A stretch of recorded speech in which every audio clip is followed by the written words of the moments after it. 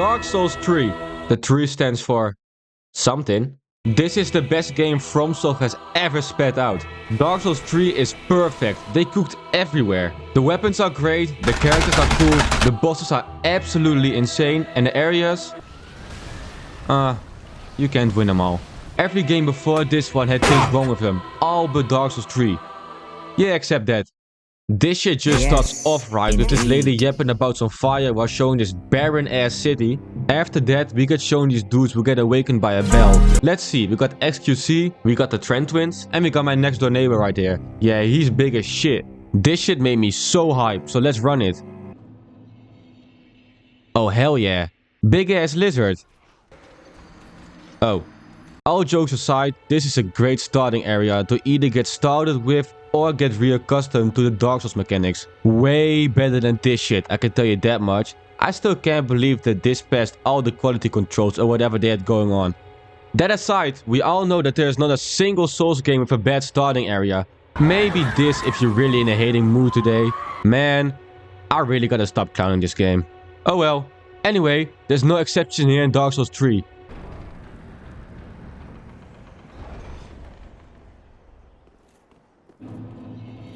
Damn, this shit look good.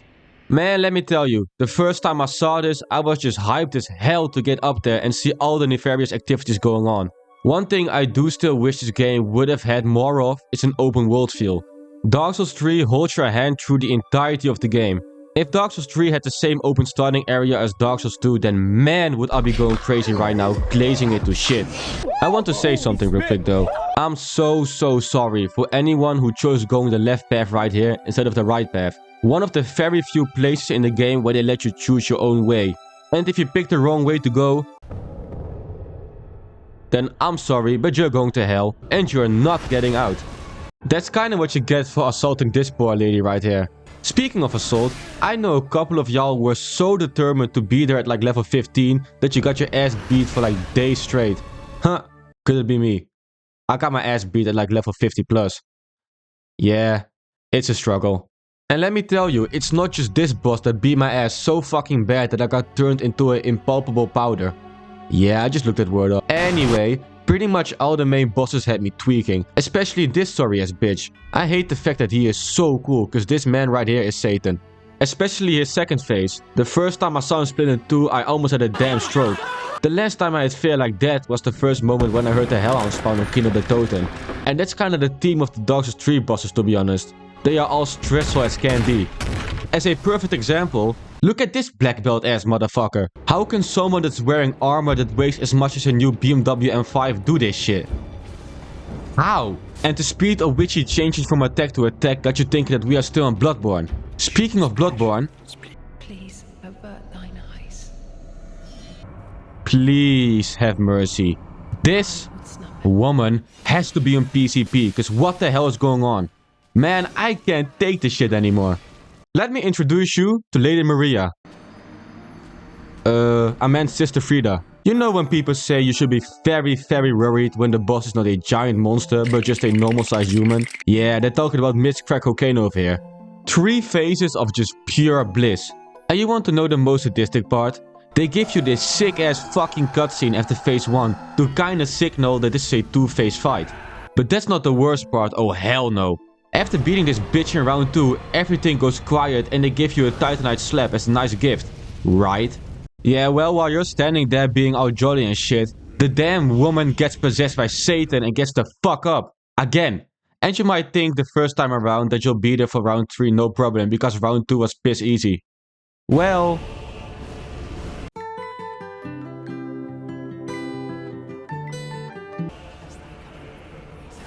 You know, I paid extra to be here. But hey, it couldn't get any worse than this in future games, right? Right? So, where was I? Oh, I remember now. Fuck this place. It's Blighttown all over again. That might be a slight over-exaggeration, but you get the point. You wanna know a funny little story? On my first playthrough of this game, while I was going through this place at about 1 in the morning, one of these monsters scared me so badly that I audibly yelled and then my mom got mad at me. So fuck them. Don't worry about them though, cause the boss of this area is gonna make all of your suffering worth it. No, not her, them. Man, fuck! These 3 killing machines make for one of the coolest fights in gaming history. Especially the experience of you fighting them for the first time. You know, hearing the clashing of swords outside the arena before you've even entered inside. And then while watching the cutscene, seeing him kill another Abyss Watcher, which gives off the illusion that he is the only one still left alive. Then mid-fight getting absolutely fucking ambushed by a second one. And while you are running for your life, fully believing you're gonna die, getting help from a third one who attacks the other 2. This sequence of events is incredible. It still is after fighting these dudes like 100+ times. But the first time was something different, let me tell you. Hold on. Let's backtrack a little. Yeah, right there. Do y'all remember killing this sorry ass bitch for the first time and then while still being disappointed by that fight seeing this castle? Cause I do. I thought to myself, this is going to be the sickest area in the game. Oh, how gullible I was. If there's any way I could describe this area, I would go with a complete waste of space. They made such a cool castle and then inside there's pretty much nothing to do. Fighting these 2 giants is kind of fun, can't lie. But they don't respawn after death, so that's a bummer. And the fucking boss of this area, you might ask? This just makes me very depressed. It's the damn congregation all over again. No extra stuff going on neither. It's dead as like you're back in Dark Souls 2. Thankfully it's over quickly though. Can I share a little secret real quick? On my first ever run of Dark Souls 3, it took me 7 attempts to kill the deacons. Yeah, 7. It's okay, you can laugh. Sharing that made me kind of sad. I want to talk about something cool now. Holy fuck! Finally, a gorgeous ass place. We really do deserve this view though after going through the tomb of fucking torture. Like damn, it really did feel like I was a part of the as above so below crew looking for that treasure. But would you look at this, I guess I did find the treasure after all. Can this place get any worse? Thankfully, you only have to hit his panda by bracelets like 5 times before he disintegrates. And with that behind us, we finally made it. Iryville. The best part being that this sense of euphoria only lasts for about 30 seconds before this New York rat decides to attack you. And if you make it across the bridge without dying, but you haven't beaten the deacons yet.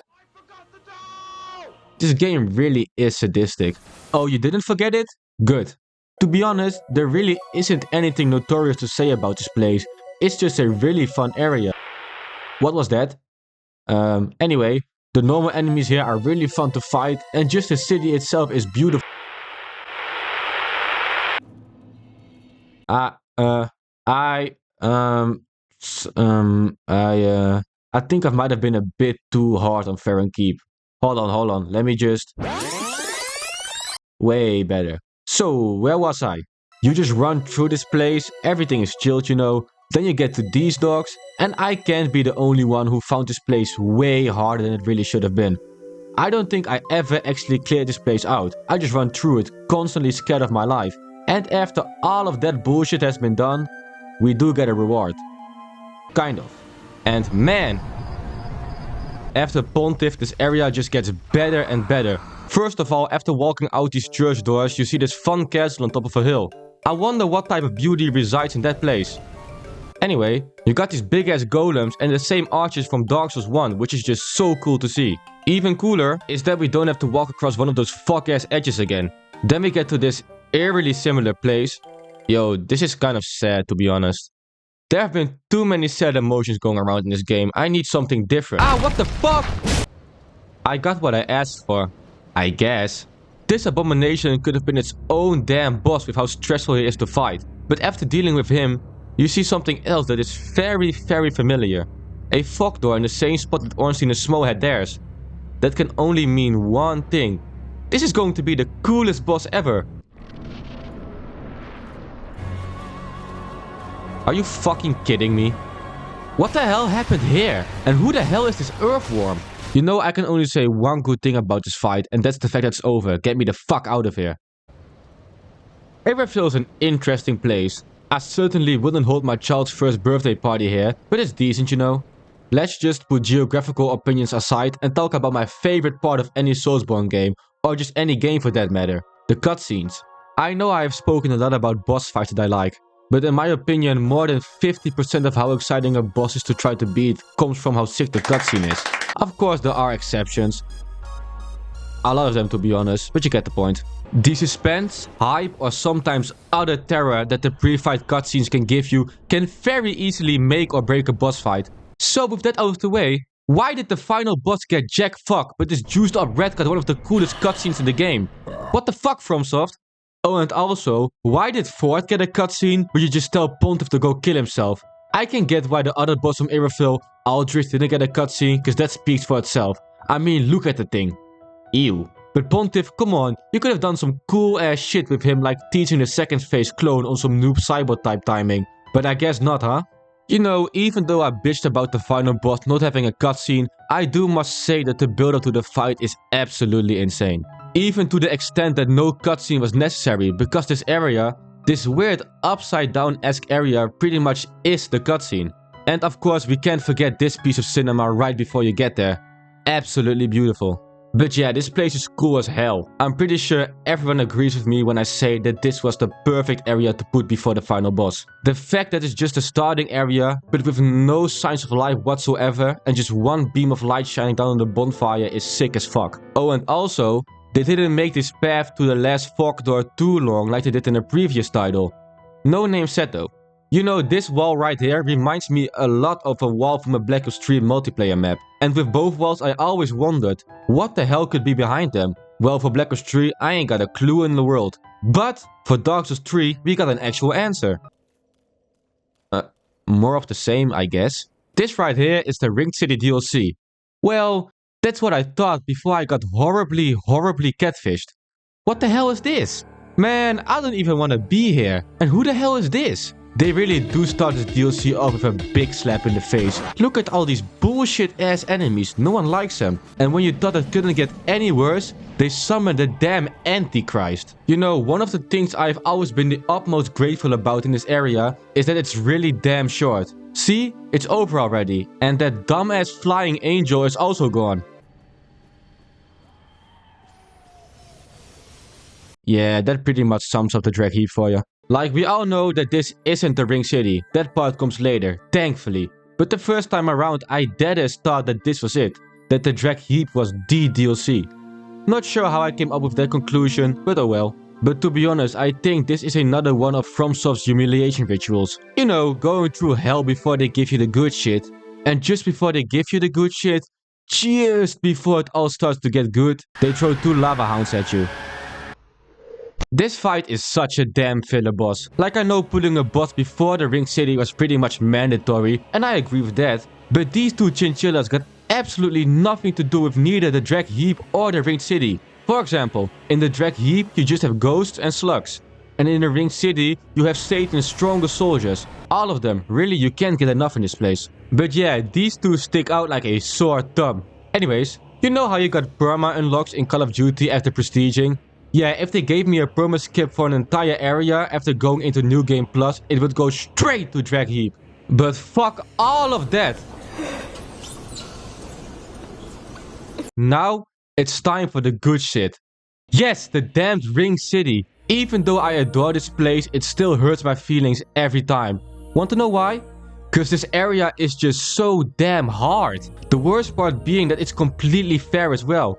Every time I die here, it's purely because I'm just ass. And trust me, I've died a lot here. So in this place right here, you got 3 bosses. You got this absolute piece of shit. His name is Half-Light or something. Who gives a fuck anyways? Then you got Midair. One of the coolest dragons I've ever seen. Killing this dude is hard as hell. Cause he is about as unpredictable as a Slipknot live performance from the 2000s. This is 8-1. He also has Death Beams of Doom. So yeah, this dragon is cool as shit.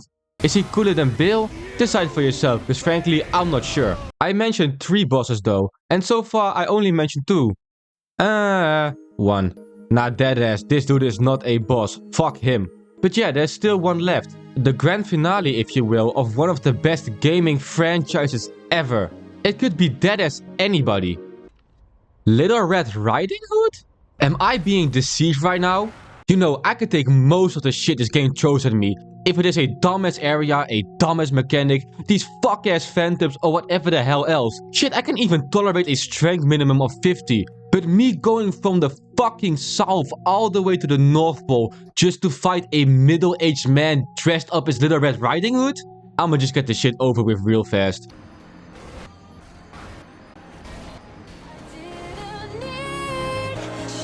You know, after all the bullshit I've been through, getting dogged by this grandpa doesn't seem so bad. Nah, all jokes aside, this fight is fucking perfection. Before the fight even happens, we get blessed with this cutscene. First time seeing this, I genuinely had my mouth wide open from just pure shock. You don't even see this shit in Elden Ring, and yet they pulled this off 5.5 years ago. This shot should be in a museum somewhere. But enough of that, time to get our ass kicked.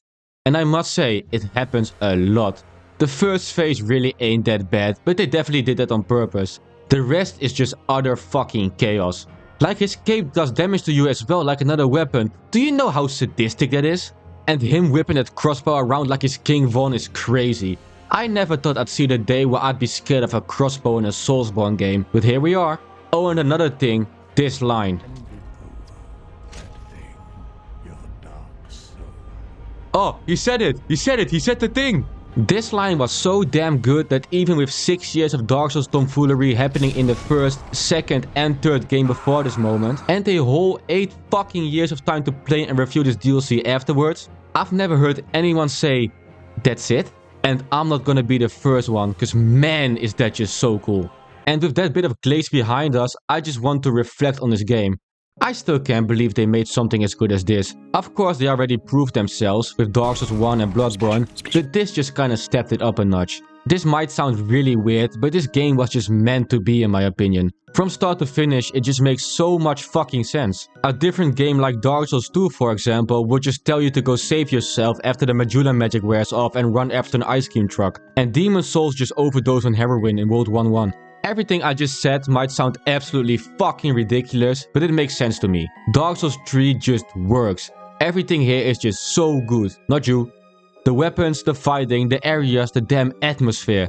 I would go into the lore, but I don't know jack shit. I'm sorry. But yeah, I can truly say I'm happy that this series ended where it did. But man, do I need a Dark Souls 4. That's about it. Thank you for watching. Bye.